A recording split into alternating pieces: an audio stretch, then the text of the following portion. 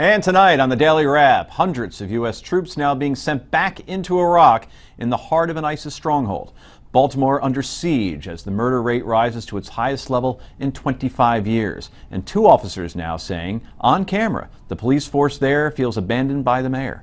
And President Obama's entire legacy could be decided in the next few weeks. We discuss all of that, plus potluck and yay and nay. This is the Daily Wrap, live from Bryant Park in New York City.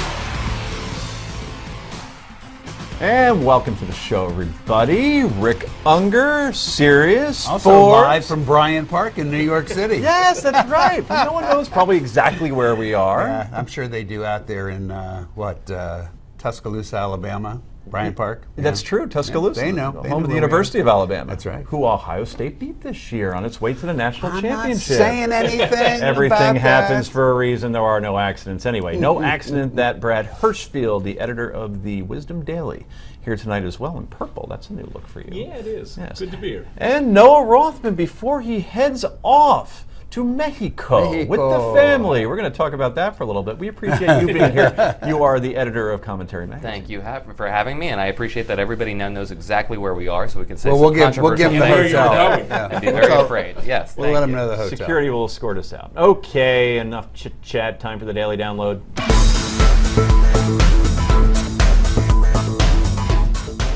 And it's been a day packed with developments in the U.S. fight against ISIS. President Obama now ordering the deployment of up to 450 more U.S. troops to help the Iraqis reverse recent gains by ISIS. The White House says the immediate objective is to take back the western city of Ramadi.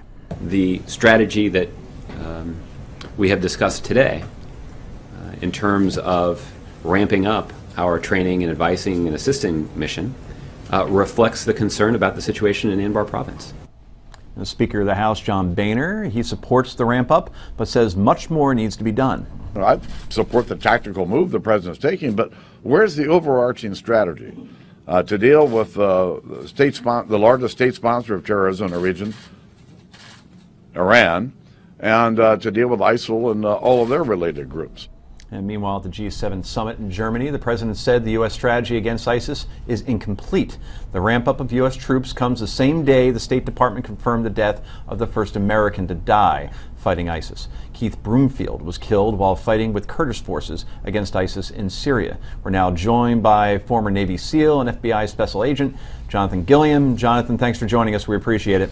Always good to be here with you guys, except for Rick. Except for Rick. just like we practiced.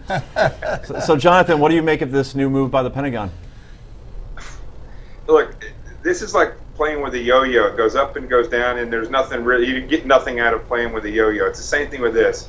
There's nothing going to come out of this. We've proven time and time again that the Middle East cannot fight wars against any type of aggressive enemy. I mean, that's just the case, especially when it's another Arab country or entity that's invading them or fighting them, because ultimately it's a guerrilla warfare and their forces just fold to that.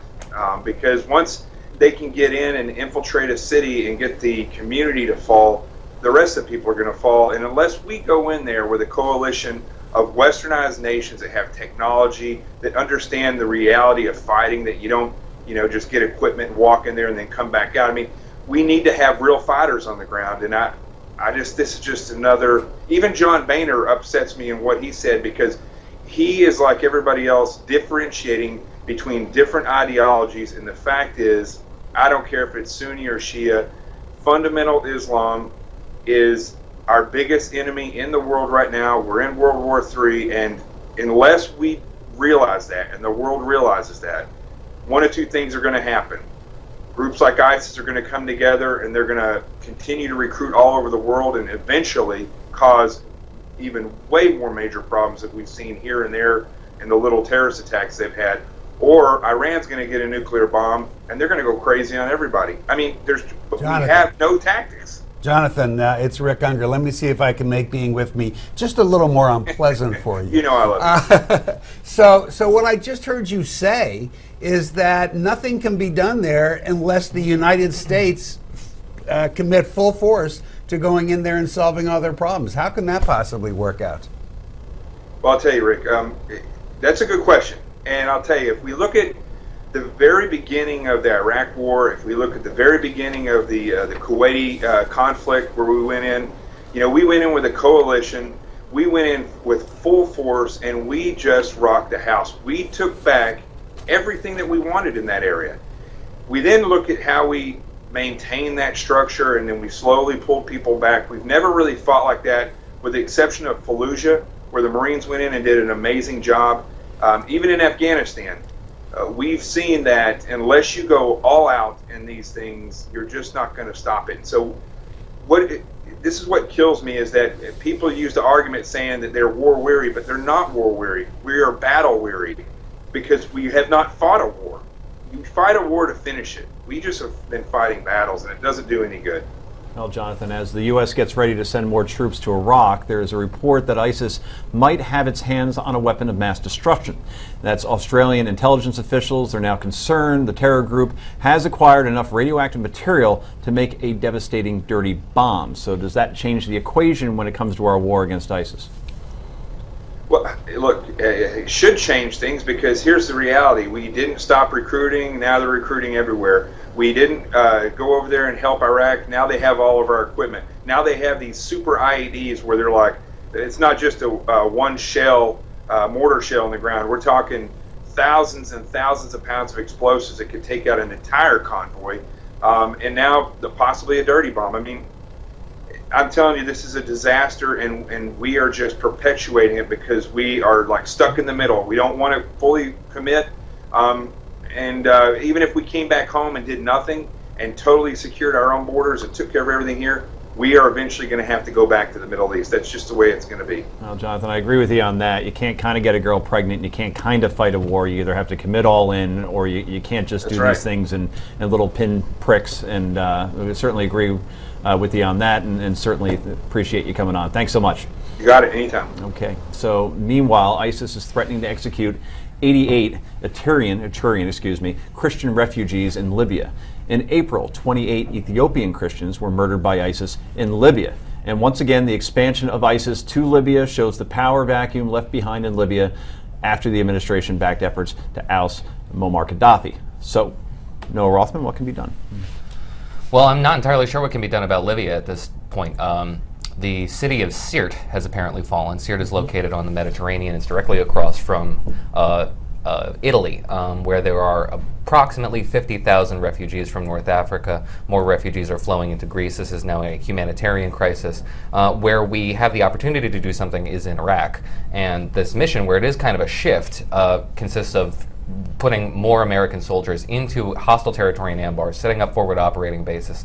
But like Jonathan said, we are working with our hands tied behind our backs. According to reports, Baghdad hasn't sent Sunni militia members to the al-Assad base in something like 6 weeks. These are the individuals who are going to be conducting these operations, these offensive operations. Are these Iranian Sunni militia, or is it no, Sunni militias, Iraqi Sunnis. The Iranians are the Shiites. Shiites, sorry. And this is a Sunni region. So they're supposed to be the friendly troops that are going to be conducting forward missions.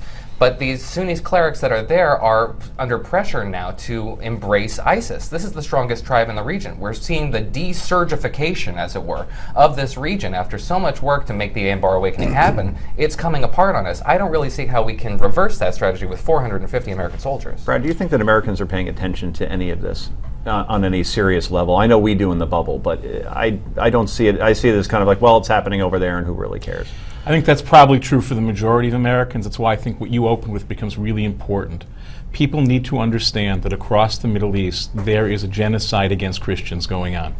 People are dying simply because they can't answer a Quran exam on a bus, in a hotel, in a mall. They're being murdered. And I agree with you, Noah. We've got a policy that is essentially the equivalent of trying to fill the ocean with an eyedropper. The president talks about not having a complete strategy. We don't even have a coherent narrative that understands what's going on and how to address it. I got to disagree with you guys. I think Americans are up to speed on this, number one. Number two, while I agree with Noah and Jonathan that 450 is a drop in the bucket, I don't agree that this has to be all American. We have allies. They need to get on board with this. No, I think we're all in agreement on that as well. Certainly Middle East boots on the ground would help, certainly. So Obamacare, we're discussing that yet. Does the GOP have a replacement? Keep it there.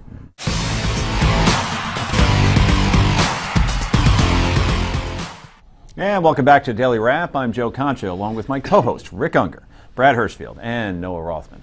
On Capitol Hill, a showdown over Obamacare during the hearing by the House Ways and Means Committee. Chairman Paul Ryan challenged Health and Human Services Secretary Sylvia Burnwell on what the administration would do if the Supreme Court this month strikes down tax subsidies that are being used to help people pay for Obamacare.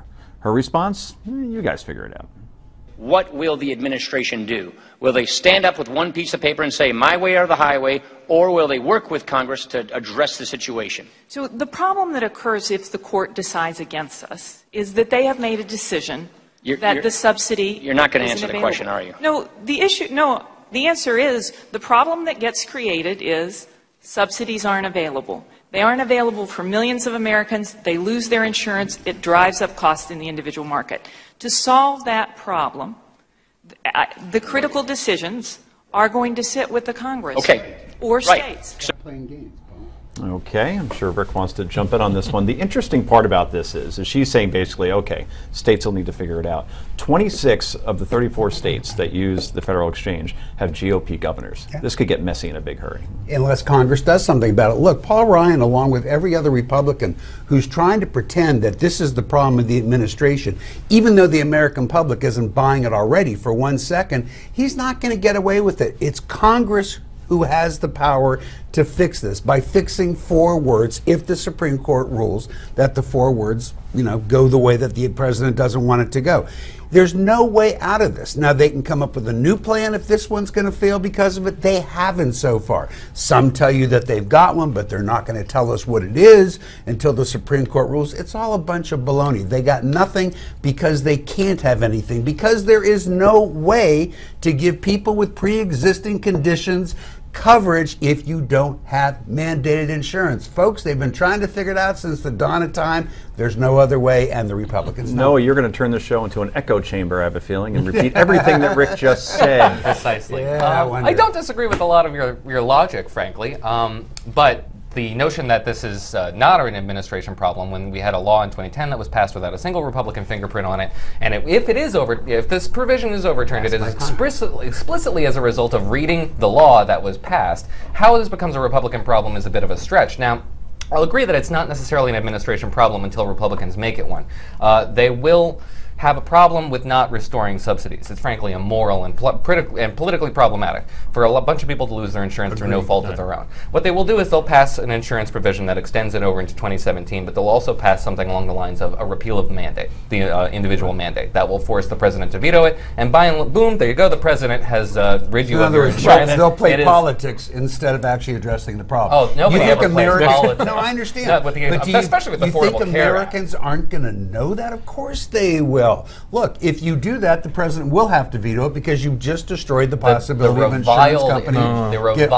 Individual mandate. Wait. You cannot say no, unless you're ready to tell me how pre-existing conditions are insured without separate the two. I agree with that. But here's what the American two. Public will come to understand is that it takes 2 to tango. You're 100% right about 50% of the problem. No. Congress does have it in its power, but you're 100% right about the other 50%. How so? The bottom line is it will come to the president's desk and he will take an all-or-nothing approach saying, I squared the circle on health care, which is not true. No, what he did was create a policy and a mandate that helped people get more health care without changing the health care policy. I know you have a point you want to make. It's not relevant to this discussion. Sure it is. No, it's not. What Noah said was they would extend the subsidies until 2017. I think that's right. That's what they want to do. But they will couch it with a revocation of the mandate. The problem is that's creating an impossible choice. What it does is it creates a timeline during which we can address it. We'll need to move on. American people will know it. Need to move on for a moment. That's Secretary Burwell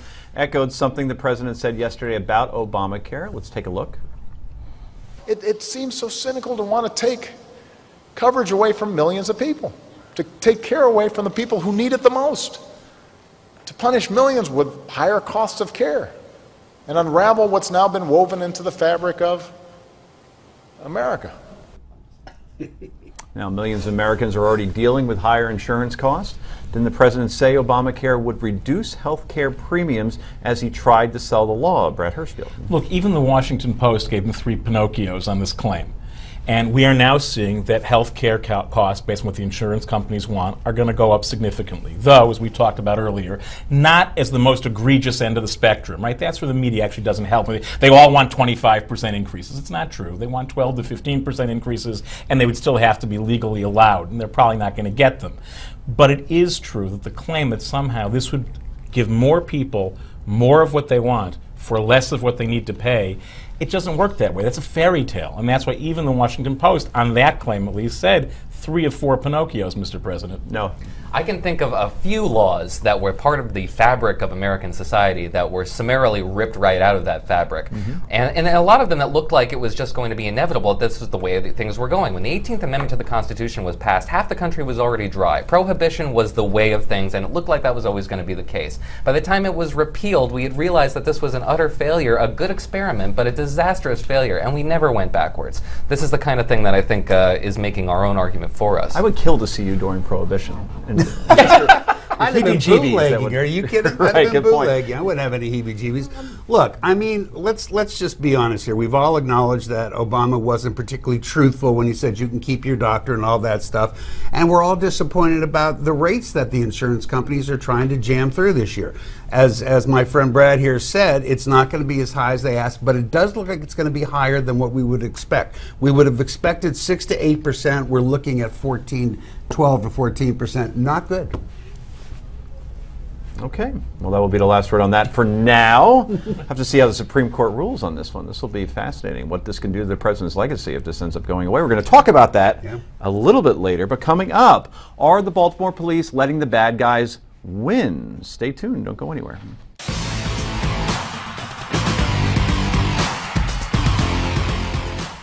And welcome back to The Wrap. Well, bombshell allegations by 2 officers with the Baltimore Police Department after the deadliest month the city has seen in nearly a quarter century.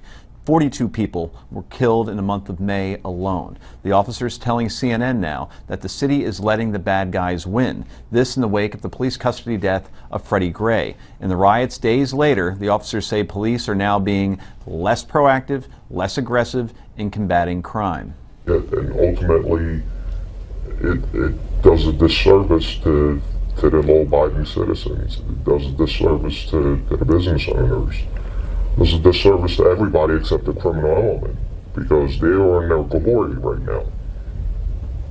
They know that pretty much the whole police department has shifted all to a reactive side. And the officers say they feel abandoned by city leadership. The police commissioner now denying the allegation. So what do you make of these allegations by the Baltimore Police Department? And to go on television and actually say this stuff, and the crime going up the way it has, it's hard to say that they haven't been as aggressive as they should be. It's who they're blaming for it, and it really bugs me. You know, I mean, they have a job. I'm sorry if you're not happy with all the conditions of your job, but we do pay you to do a job. Now look, you know, the fact what this is really about is they're trying to blackmail the leaders of the city because a couple of their own have been charged with crimes. I don't know how that's going to work out. We all know something went wrong in that incident. Another thing to remember, here in New York, I actually found myself in the dentist's office last week talking to a couple of New York police officers. Your teeth look phenomenal, by the way. Thank you. Yes. I'll be back there tomorrow. Talking to a couple of police officers, and I got to have a conversation. I said, guys, what's going on now? How do people feel about the mayor? Has this calmed down? They said, absolutely. They said it was just a matter of time till it would all return back to normal. Sure. The same will happen in Baltimore, but we shouldn't forget that these cops are trying to hold up everybody because they're unhappy about a couple of their own being prosecuted. Guys, do your job or don't. If you don't want to do your job, quit. Bradley? Look, I want to be careful. I think there's some truth to what you're saying. It's also 2 cops out of a lot. It's always hard to measure what a whistleblower, how reflective they are. But let's be clear. The idea that they're facing pressure because of better enforcement of the rules that police have to live with and therefore they don't want to do policing is completely inappropriate. When you have a tough mission, even if someone else is watching, you have to go in and do it. You don't get to walk away because you're afraid or leave the career. Yeah. But it's also true, those same 2 whistleblowers described in great detail how they were told by their authorities, starting with the mayor all the way down, to let the rioters riot. And that is also a reason. So if we're going to blame the police police being self-protective, we also have to blame the mayor and the leadership of the police force for telling them, you know what, we actually want you to allow things to break down in the midst of this riot. Let's say it's true. The riots have been over for how long now? That doesn't impact what they're doing tomorrow. What it does is it creates a culture in which everyone is abrogating their own responsibility. So if we're going to do that, then I understand, but if that's the case, then the mayor also blackmailed her own police. And you touched on it, Noah, we'll get to you in a moment. As Baltimore deals with the spike in crime, lawyers for the 6 police officers charged in the death of Mr. Gray may have new ammunition in their effort to get a new prosecutor. They presented the court with an email that shows State Attorney Marilyn Mosby, 3 weeks before the death of Gray, ordering stepped-up drug enforcement of the same West Baltimore corner where Gray was confronted. Lawyers say she's now both a witness and a prosecutor, and say that's further reason why she should be taken off the case. Mosby has already been a lightning rod for criticism after appearing to take a side in the eyes of some after the indictments were, as they were announced, I should say. So, could this be an argument that takes her off the case? I got to go to Noah first, and then I'm sure you'll be agreeing with him. I don't think it takes her off the case, but she should be absolutely humiliated. I believe Mayor Stephanie Rawlings-Blake should be absolutely humiliated. The very fact that she has members of her own police force dressing up like whistleblowers, covering their heads, speaking through prompters in order to get this information out is absolutely a stunning development. We're not talking about corporate malfeasance, which, by the way, Rick, I think you would probably be taking a different position on if that was what the taxpayer dollars that we were wasting in this case.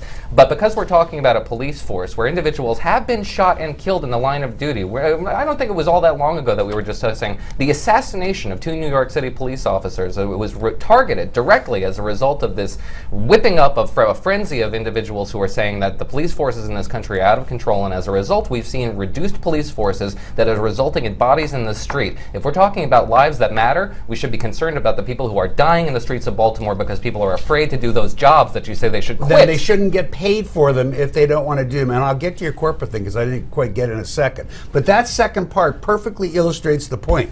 When somebody says, step up your drug enforcement at this particular area, it doesn't mean kill people that you're not supposed to be killing. And for them to suggest that as a defense, or to say that she can't be the prosecutor because she had told them to, she never told anybody to kill anybody who was innocent. And, you know, it's insane. Now, what was your point about the corporation? I didn't get that at all. Because if these 2 individuals were whistleblowers for Enron, I believe you'd be taking a bit of a different position than saying they're trying to blackmail the people who they're blowing a whistle on. They're telling us that the police department, not those 2 people, the police department is blackmailing the city because they're upset that some of their people got arrested. We got to go, unfortunately. Nanny states are making a big comeback. We'll tell you more about that after the break.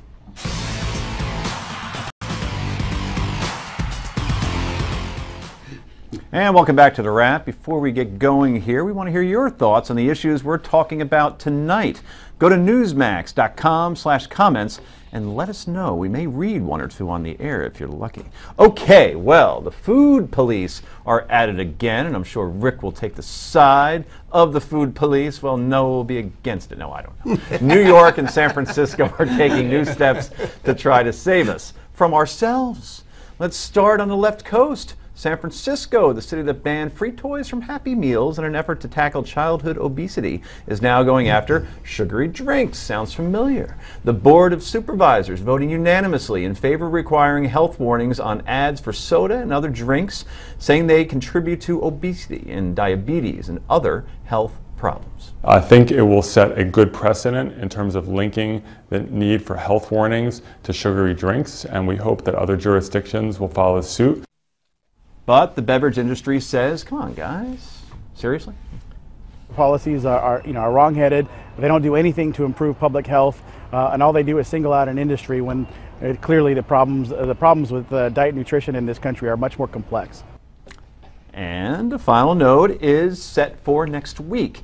Is this nanny state run amok again? By the way, McDonald's got around San Francisco's ban on free Happy Meal toys by charging 10 cents for the toy and donating that to Ronald McDonald House. Boom. So, Rick.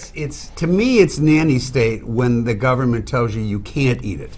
To simply put a warning on it, what's so terrible about that? They're not saying you can't buy it. They're not saying you can't drink it. They're just saying, be aware. Who's that hurting in any possible way?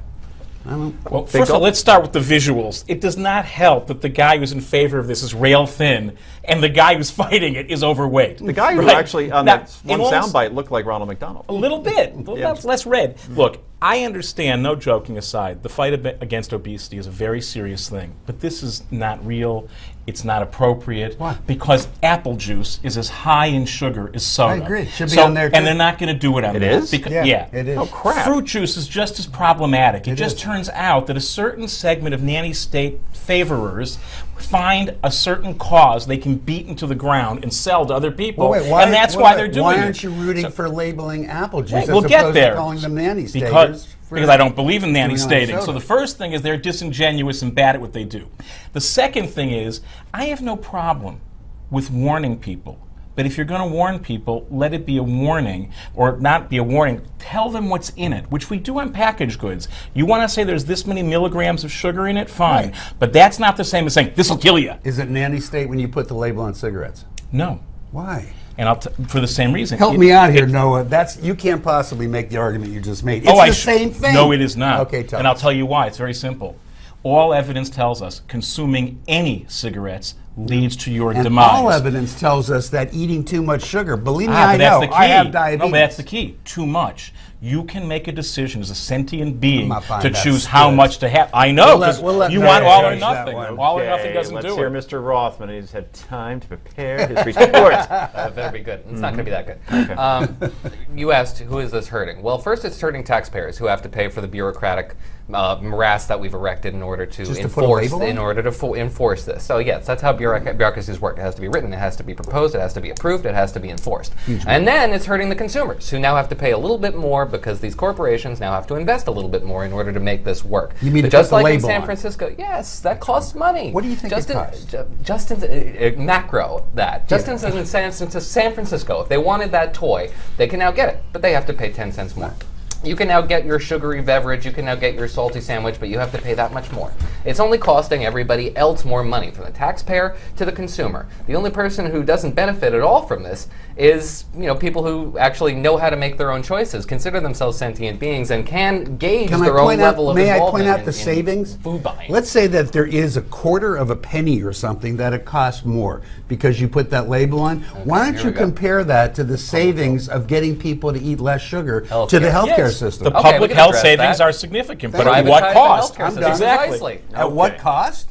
Having to see a label? So why do you so don't desocialize medicine, and then we have no more of these problems. We no longer have to worry about everybody else's health. All right, let's bring it closer to home, shall we? In New York City, which tried to ban the Big Gulp and other large sugary drinks, comes another so-called health initiative. It wants to become the first city in the U.S. to require a warning label on high-sodium items at chain restaurants. Health officials say the move is part of Mayor Bill de Blasio's goal to reduce premature mortality by 25% by the year 2040. So San Francisco is tackling sugar, New York is tackling salt. No word if Kansas City will be tackling sweet and low. But see, here's the distinction, talking about New York. I did not support Mayor Bloomberg in the idea on the sodas at the movie theater. The reason being, you're not accomplishing anything because people just go back twice and they get the same amount. So I thought that was ridiculous, okay? But to put a label on something, sodium does cause heart disease problems. It's real. I don't see where it hurts anybody. It only can help. Okay, that'll be the last word on that. What are you drinking, by the way? Coffee. Okay, good. I'm still really disturbed about the apple juice. And the water counts towards your I've heard that. Potluck is next. Do not go anywhere.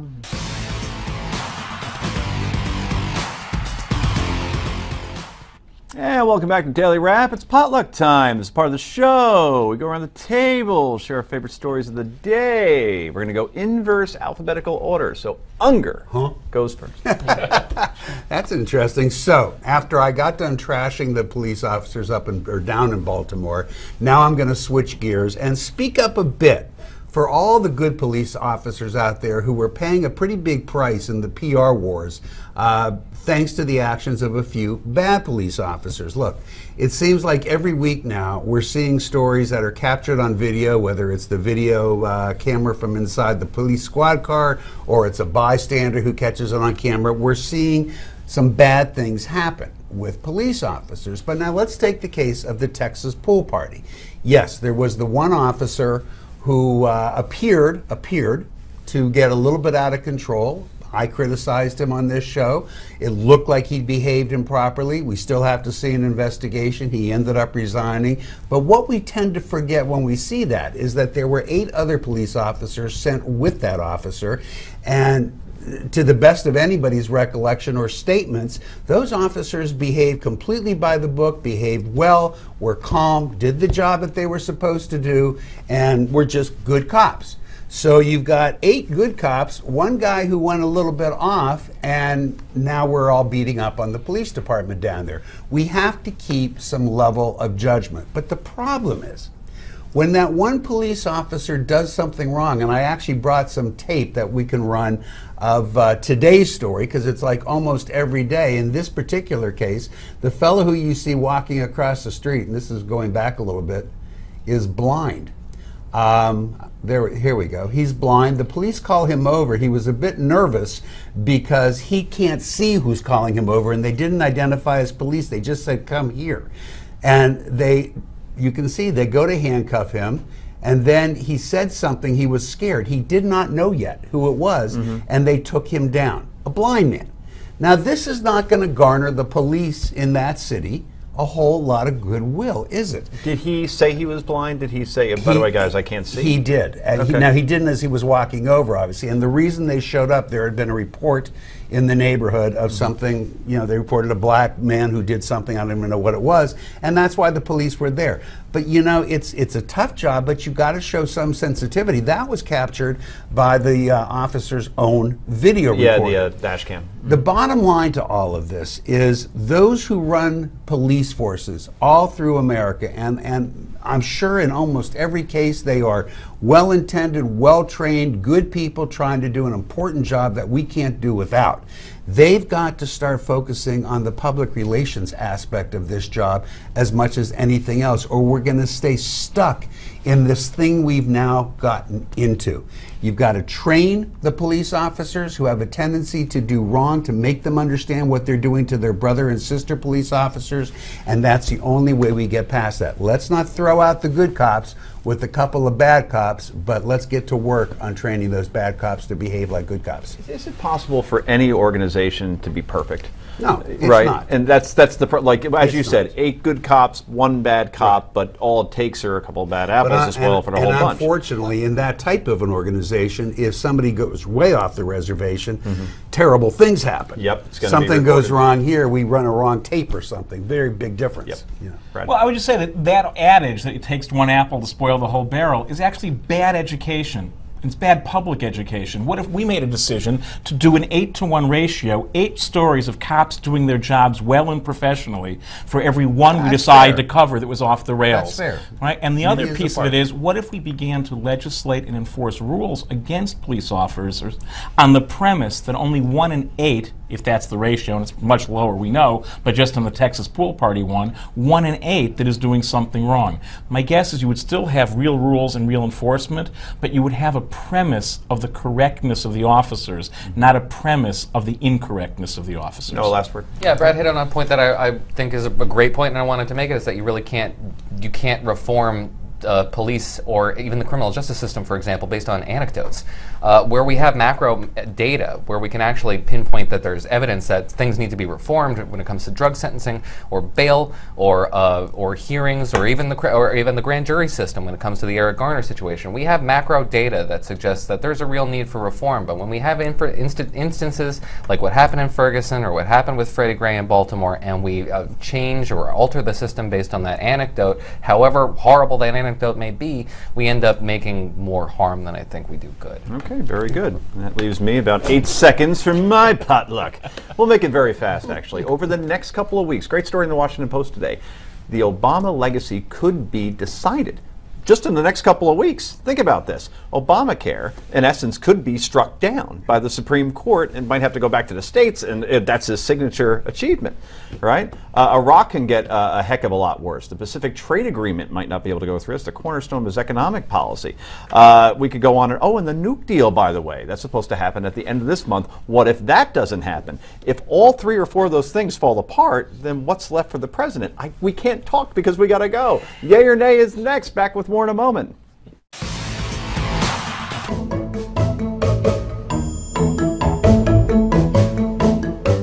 It's happy time, people. It's time for Yay or Nay. Welcome back to the Daily Wrap. First up, this doesn't happen very often on this show, but let's give credit where credit is due. And for the second time this week and fourth time in 10 years, Rick Unger was right, everyone. Roll the tape. This guy's Meshuggah, as we say. Meshuggah. It's a technical term. And by the way, he just wanted us to know he knew what Palmyra was. And the antiquities weren't destroyed because they're going to start selling them. Well, that's what they do.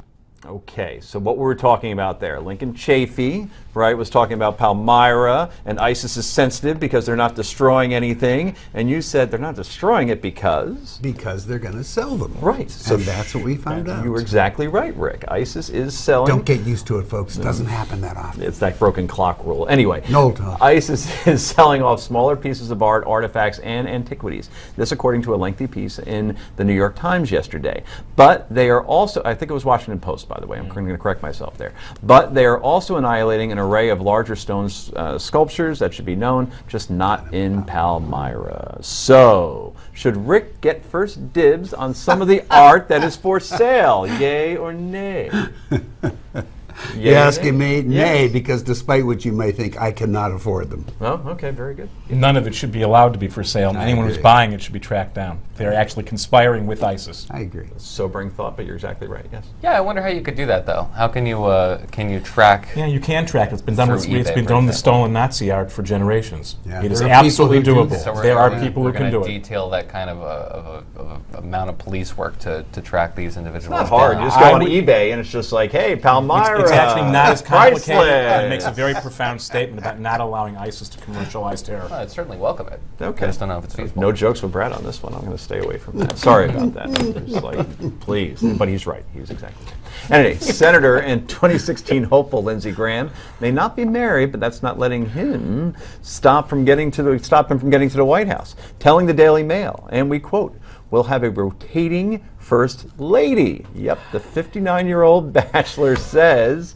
well, I've got a sister. She could play that role if necessary. I've got a lot of friends. We'll just have a rotating First Lady. There's a joke in there somewhere. The senator has spoken very highly of his sister. Her name is Darlene in the past, and Darlene has even touted Graham's bachelorhood as a good thing, saying that he can really focus on the job at hand without the distractions from family. A rotating First Lady, Brad Hirschfield. You're about to explode. Yay there or are nay? a number of jokes in there. We can't say any of them on air about point. his sister, about the rotating ladies. No, no, and no. Simple. You're going to vote for Lindsey Graham, so what are your thoughts on that? You know, folks, I'm going to be right yet again. This is not a bridge we're going to have to cross. You might have a point. Noah.